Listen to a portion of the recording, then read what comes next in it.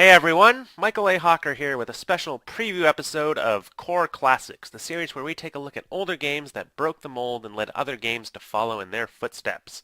If you end up liking this series, and if you like First Play, be sure to check out the link to my Patreon campaign below, which will start today. And with this series in particular, we're going to play through older games, talk about what was going on around their time of release, what made them stand out, and what design points we can see carry forward, or that may have changed today. So our first game is actually related to the game I played last week on First Play, Race the Sun. It was released in 1993 by Bluemoon Interactive, and it is called SkyRoads. It was a follow-up to their earlier 1990 Cosmonaut game, which was in Sweden. The key difference that made SkyRoads extra successful was its polished look, its music, and its distribution through shareware. So we'll talk about shareware a little bit more later.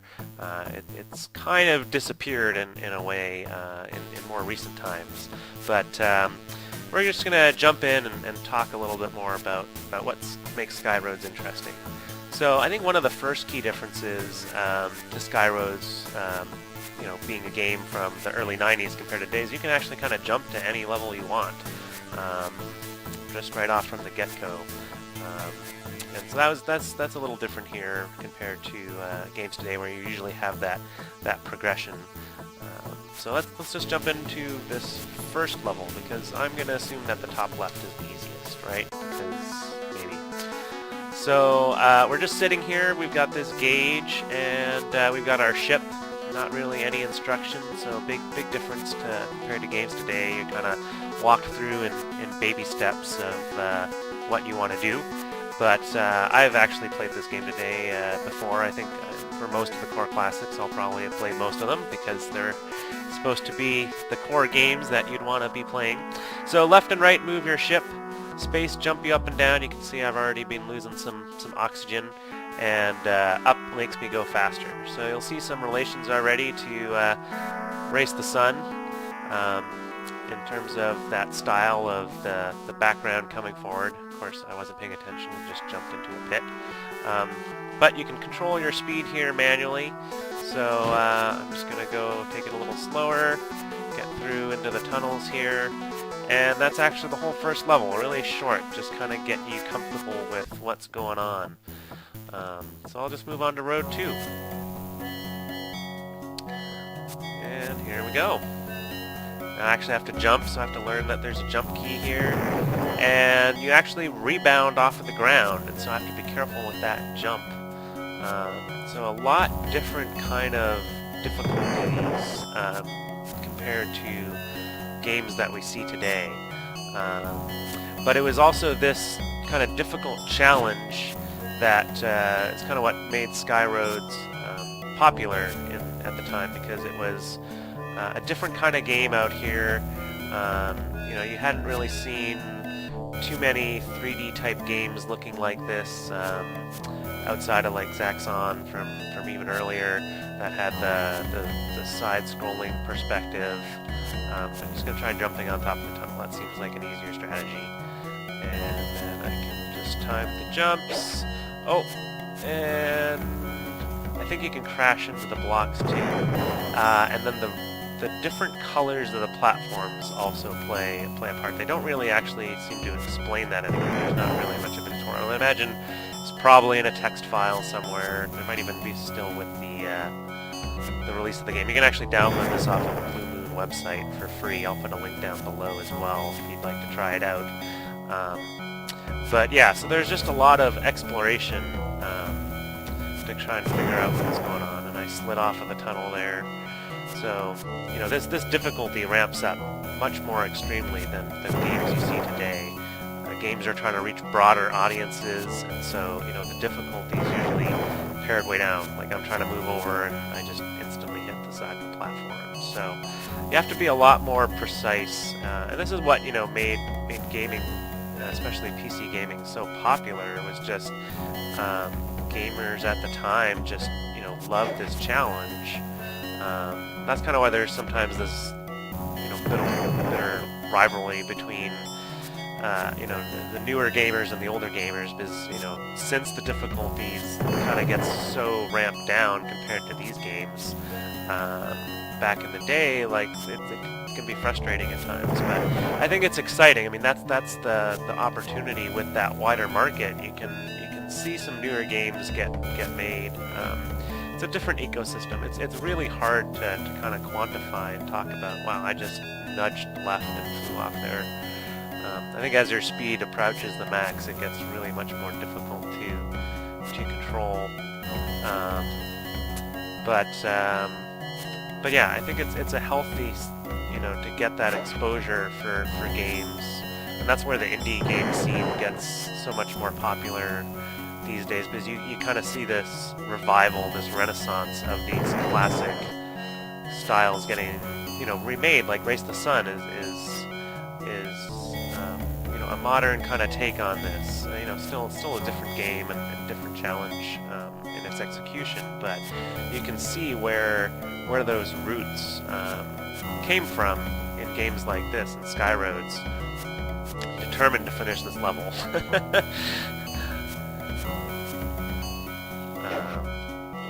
The tunnels kill you.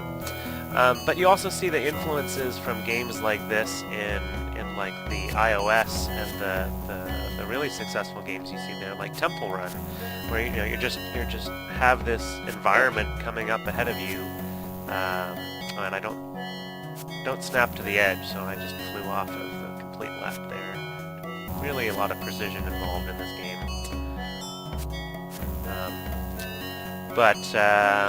But yeah, you have this environment coming, and you just have to choose, you know, left, right, jump. You know, very simple actions, but that challenge of what's coming up next and having to react is kind of a core element in all games. Is those reflexes, and what makes it interesting and challenging. It makes it feel like you're working on something. There we go. The bounce just kills me. And I think it looks like that red platform that was over there pretty much just instantly kills me or slows me down or something. But there we go. So now I just have to jump. Oh, there, I can jump over it. Oh, and I got some lag from the. So you actually have to play this game in DOSBox, which is a DOS emulator.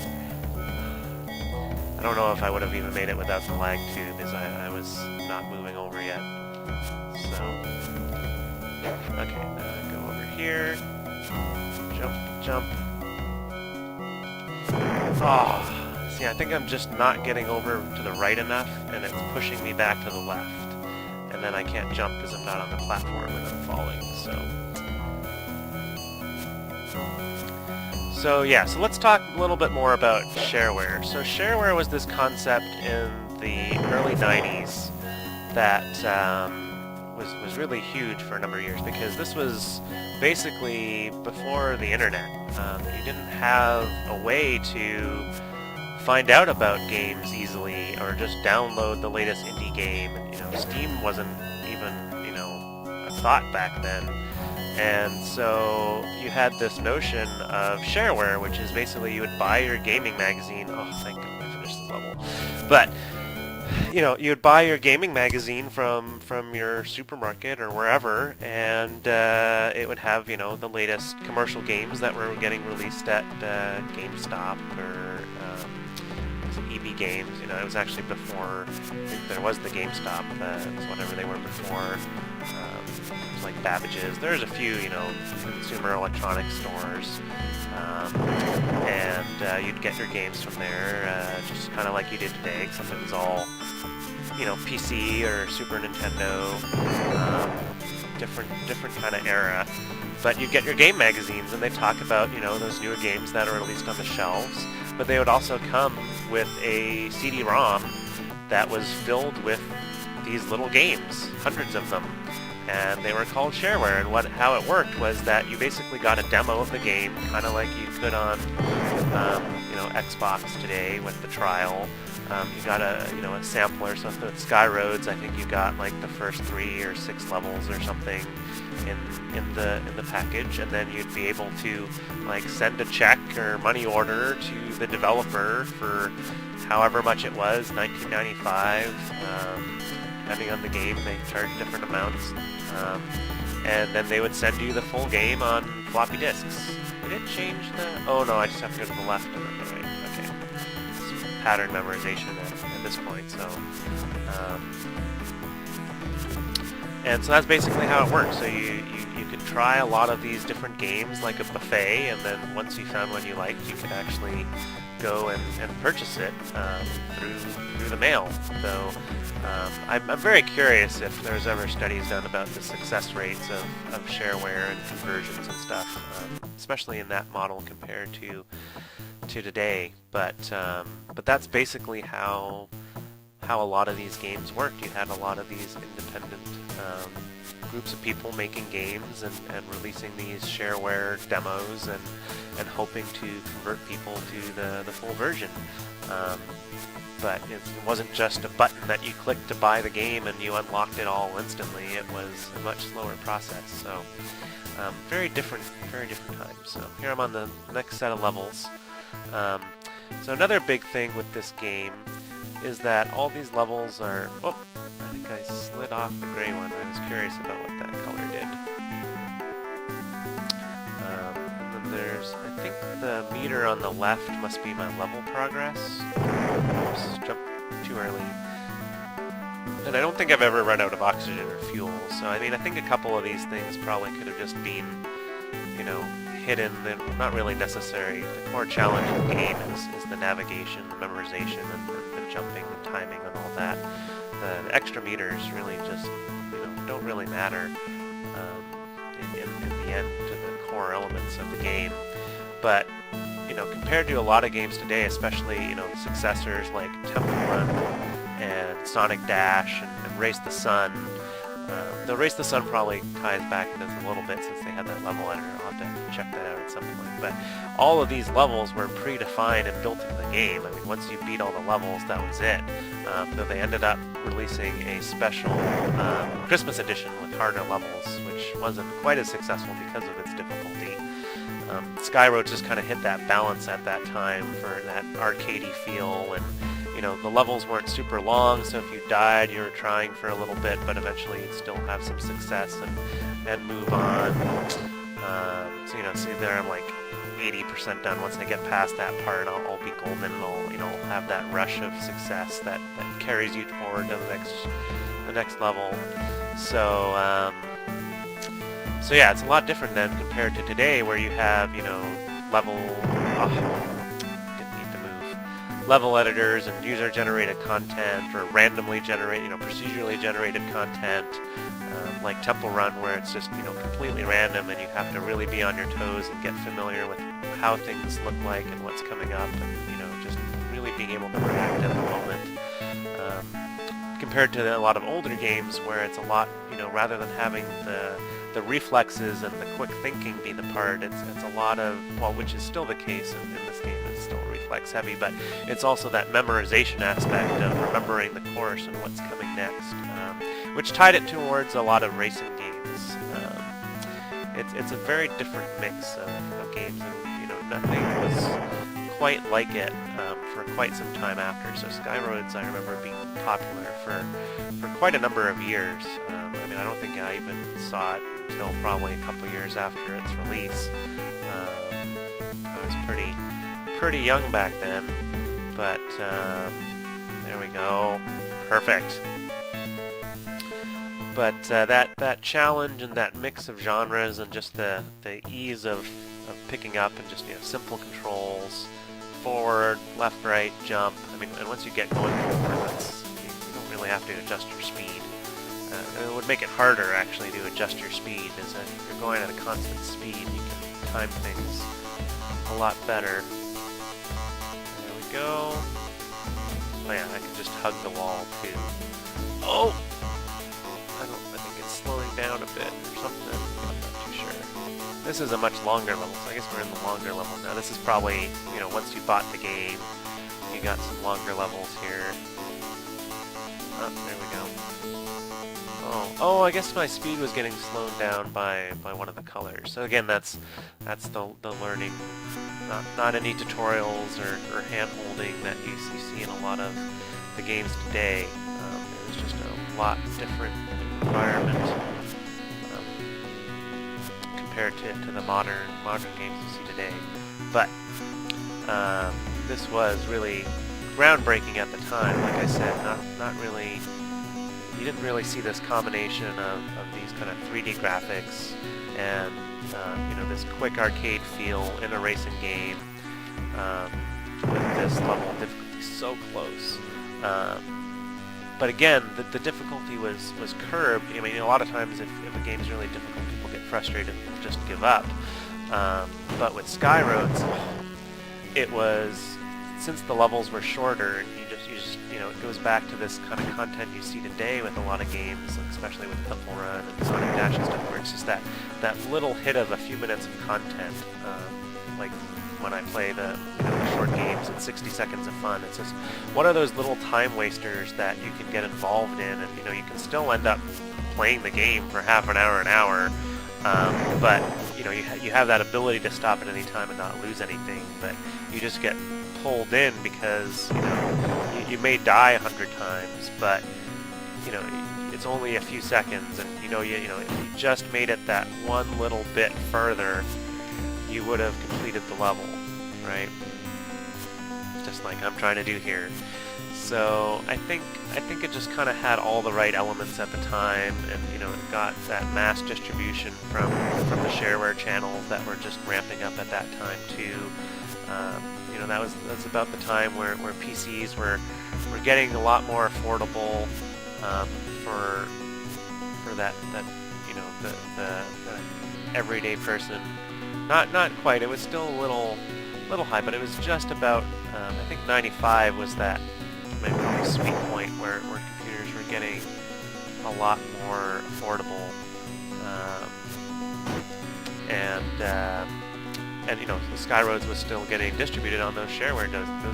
Those collections would just kind of grow over time. You could get another disc, and half of it would be the same as your last one. But it really, the advantage of the shareware was that it just really got your game out there to a lot of different people. Again, like I said, I'd be really curious about conversion rates, but just need to jump again.